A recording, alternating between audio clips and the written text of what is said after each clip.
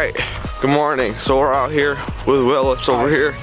We're going out chasing the sunrise and such. Our goal is to get on top of this one hill before it rises, because going up the hill there's gonna be some cool spots to get like the colors, but for golden hour right up there is a good spot. Let's get into it.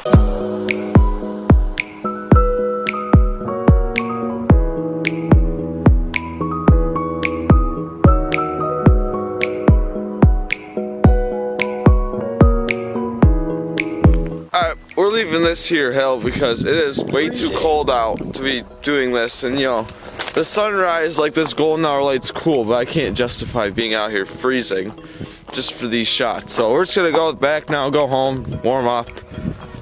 Freezing. What's up guys, Nick here. Today I'll be talking about the Canon 10 to 18mm lens, which is like their wide angle lens for their APS-C cameras. I'm gonna be talking about why it's just a nice lens to have in your kit, and why I think this specific lens is actually really good for someone who just bought a DSLR. So let's get into it. Alright, first things first, I want to talk about the build quality and like size and weight and stuff like that. So this lens, it's relatively small. It is bigger than the 18 to 55 kit lens, but it's not much bigger. So if you compare the two and you're already used to the kit lens, this is not gonna be a huge difference for you to have. I mean, it is wider in diameter. This is a 67mm lens and the kit lens is only a 58mm lens. And that 9mm difference, you can definitely tell when you hold them side by side. And this lens is also heavier in the kit lens because there's more glass in here. But as I said before, it's not a substantial difference. I mean, you'll definitely notice it, but it's not something that's like, wow, that sucks. It's so much heavier. No, this one is still small, it's still light, and it's still perfect for vlogging on APS-C camera. It's made entirely out of plastic, as to be expected with this $300 lens. This back part here is plastic, you know, that's to be expected with such a cheap lens. But overall, the build quality is really good. It feels solid even though it is made out of plastic, and it feels durable. Like, so if you're just tossing this thing around your bag or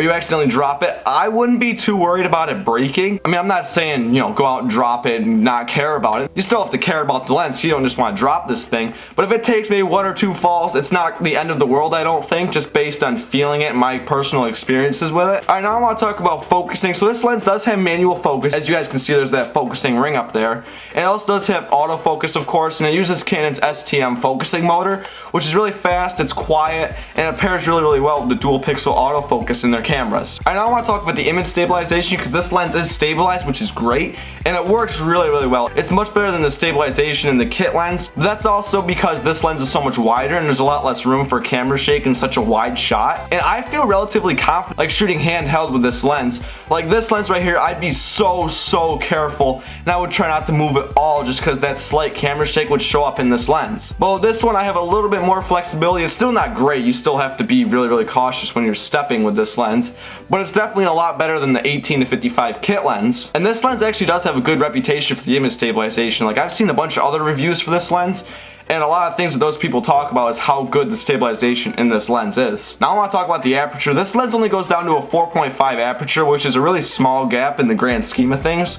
So it's not going to be the greatest in low light, but if you're shooting like outside or maybe the sun just went down, you'll be fine. But when it gets dark out, then you're going to have a lot of issues just because this lens isn't the fastest lens. And also, you're not going to get that much depth of field with this lens just because, well, one, it's so wide, and two, that aperture is such a small aperture. Like, the reason I can get decent depth of field with this lens is because, well, one, it's a lot more compressed. This is like a 28mm lens because of that crop factor. And if you want to get a similar frame to this one, now you have to zoom this lens into 18mm.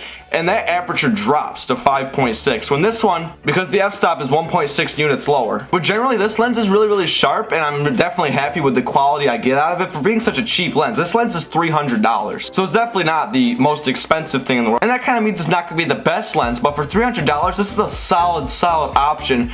For maybe someone like me who just bought a DSLR and kind of wants to expand their lens kit to open a variety of different shots. And like, this is the first lens I truly invested in. I mean, the kit lens came with it, not really count that because it came with the camera. And now I'm going to switch to this lens to kind of do like the studio setup frames. Alright, here we are at 10mm. This is how wide it goes, and because of that crop factor, this is about a 16mm lens. And then if we zoom into the 18 to get that similar frame to what I had with this lens, that's what it looked like. As you guys can see, the depth of field, there's less of it just because of the aperture, as I said. This lens would kind of be one of them ones you throw in your bag, just kind of expand the range. So if you need more than just 18mm, you just pop on this lens, you can go all the way to 55. Yeah, I'm gonna switch back to this lens to do the outro. So, but yeah, that's it from me, guys. Thank you all for watching the video. If you guys do want to pick up this lens, I'll leave the Amazon link in the description below. And it is a very good lens. Like, I would definitely recommend it. So I will see you guys in the next video. Peace out.